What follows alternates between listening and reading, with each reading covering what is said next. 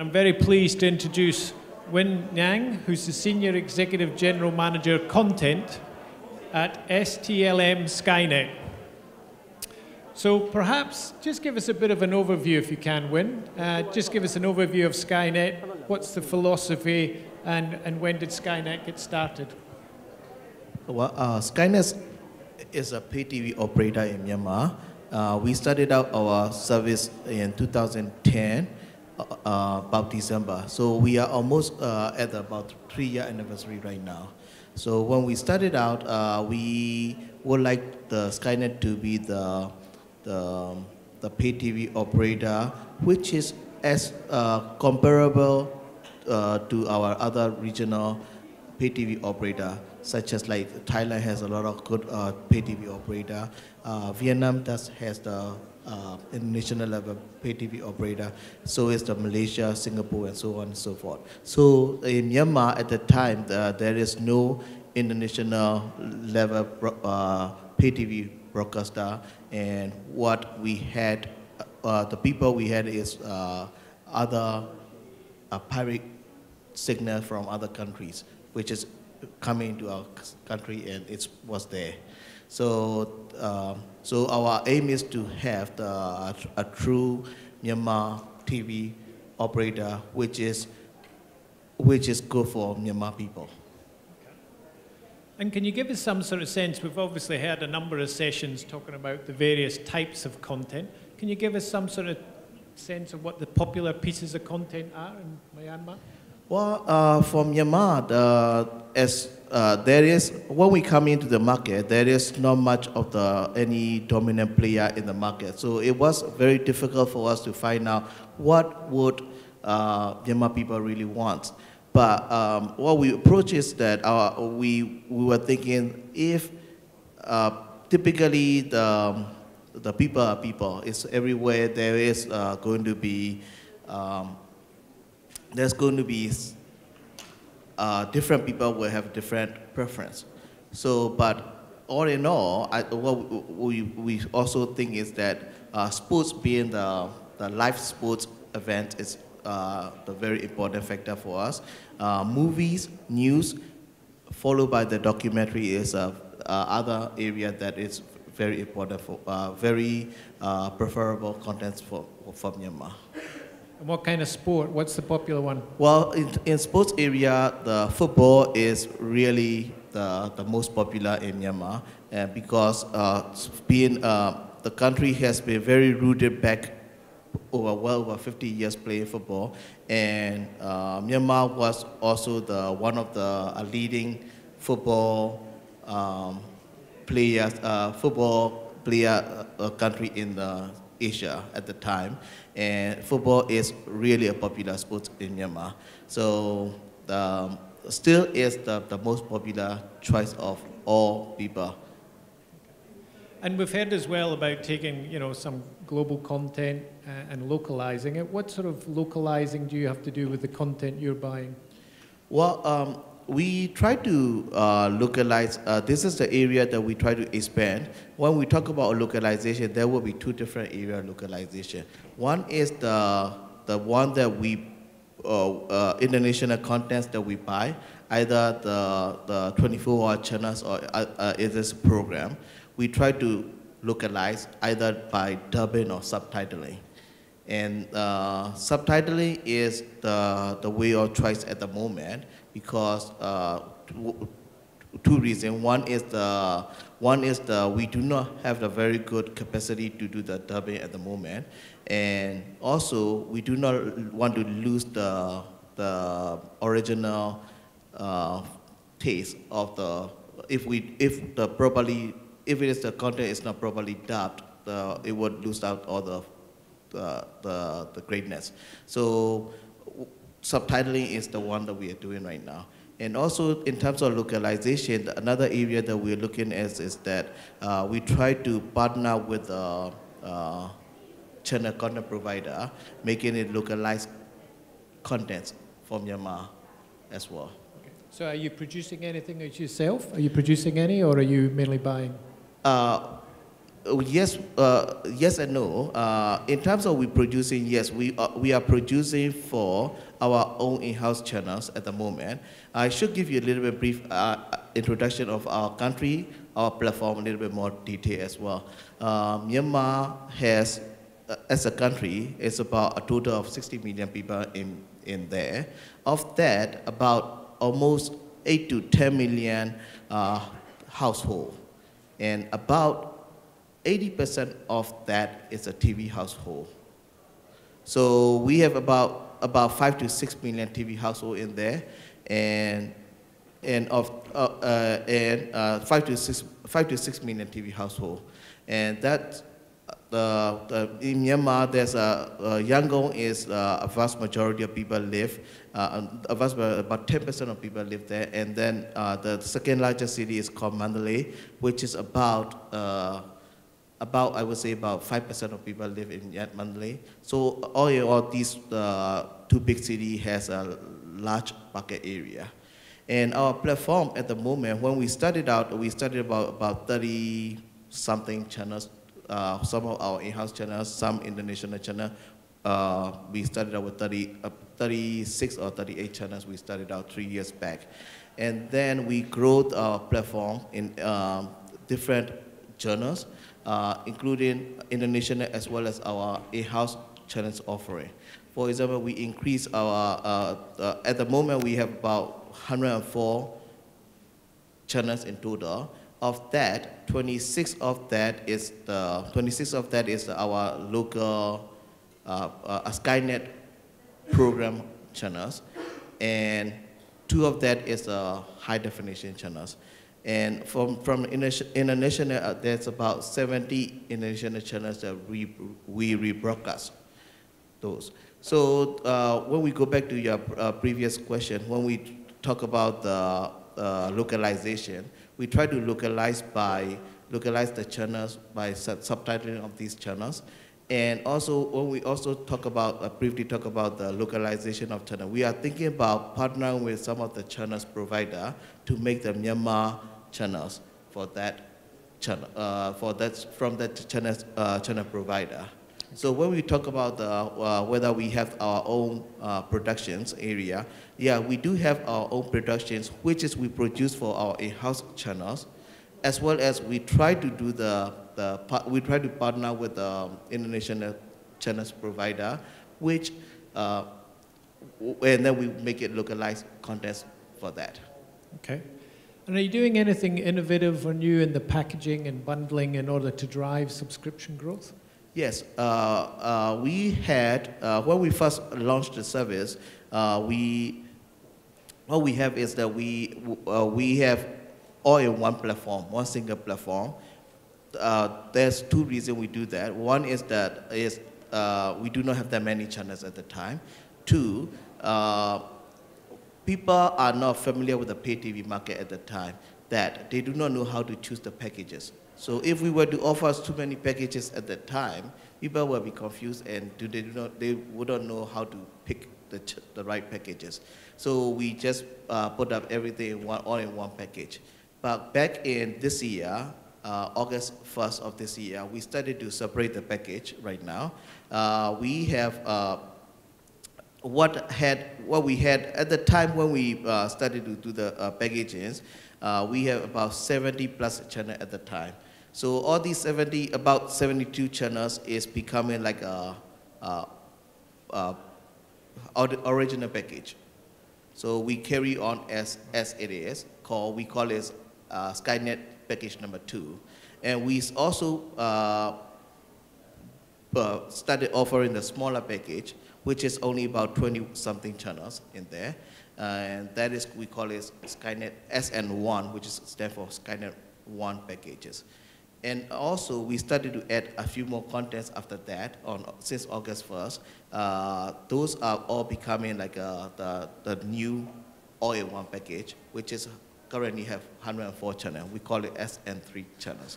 The reason we do that is that we try to also, of course, apparently the SN1, SN2, and SN3 will have different prices. And we try to we try to go for, especially for SM1, we try to go for some people who would not want to spend too much money on the pay TV. Right. And sort of bring them in and then over time. Over time, yes. Grow them up. Yep. So we are hoping that people are getting more awareness of how cheaply they can buy our service. For example, SN2 service, we are selling for about $3 a month. Okay. Yeah. I think we had a chance to talk earlier on, and you explained a rather unusual situation you have in the sort of piracy area. Can you share a bit more around that? Yes, absolutely. Well, our country is a unique country. Even though it's quite sizable size, as well as about 60 million people in there, there is no dominant pay TV provider before. So there is no, how do you say, the countrywide signal coverage in Myanmar as well for television. So other satellite, our country is also neighbored by China, India, Thailand. These all are has a very mature market in terms of pay TV market. And all these satellite pay TV operator signal is available in my country.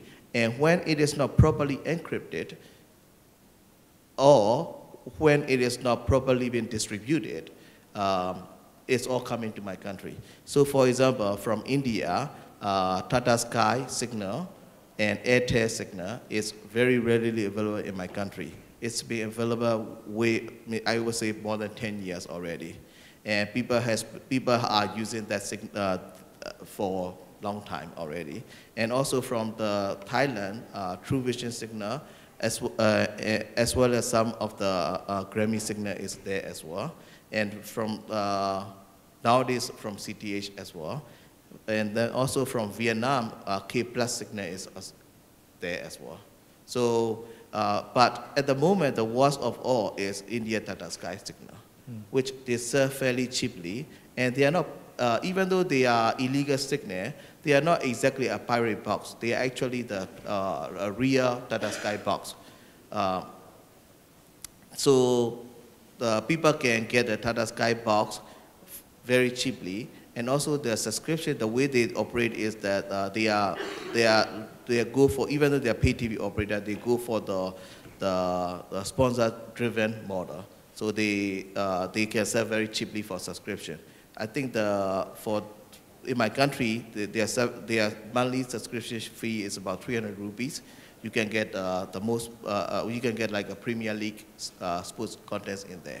So that's translated back to about $4 to $5 a month. Okay. And which people can watch the Premier League football for that price. And obviously, Myanmar is opening up and it's changing quite a lot. What are some of the obstacles you're facing as you try and grow the business? That is one of the biggest issue for us. The illegal signal or pirate signal from other country is one of the biggest challenge that we are facing right now. For us, our current subscriber base is not as large compared to neighboring country, so we cannot compete by price. For them, is essentially these are they do not have to pay the extra rights fee for this market, but their exposure is already there. So for us, it's very difficult for us to buy the contents legally, and then we do not have that many subscriber base, so that is a big challenge for us. And I guess the other thing, I've got a bit of a telco background, so again, I understand that the telco market is beginning to open up, the licenses have done. What's the infrastructure like for you to be able to tap into some of this interaction that we've heard about today?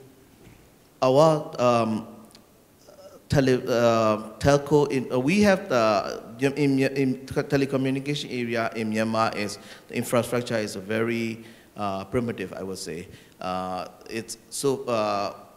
Even the mobile phone usage is, compared to other regional countries, is far less usage, the usage ratio. So we have, even though we have over 60 million people, I think so far we are less than 1 million people has been using mobile phone at the moment.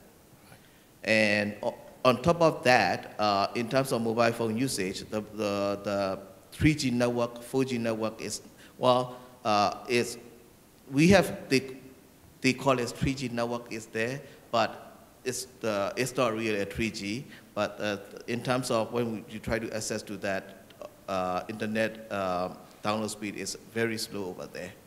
So for television, showing the video, streaming or anything over the 3G or 4G network is not, at the moment, is not currently available.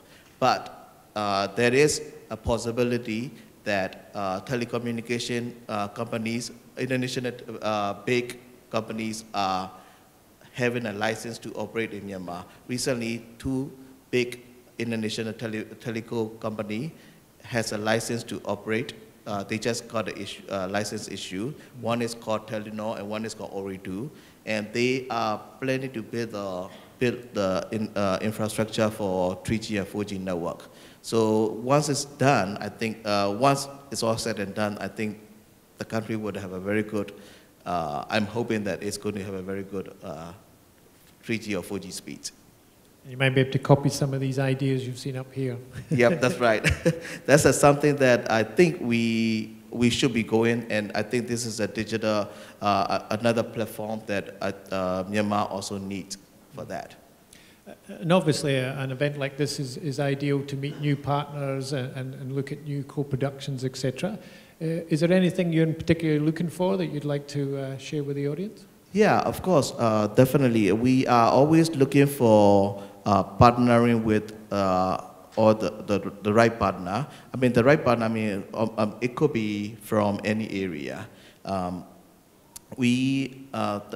As you can imagine, the country is not being mature in that business. One other significant challenge that we have is our capacity.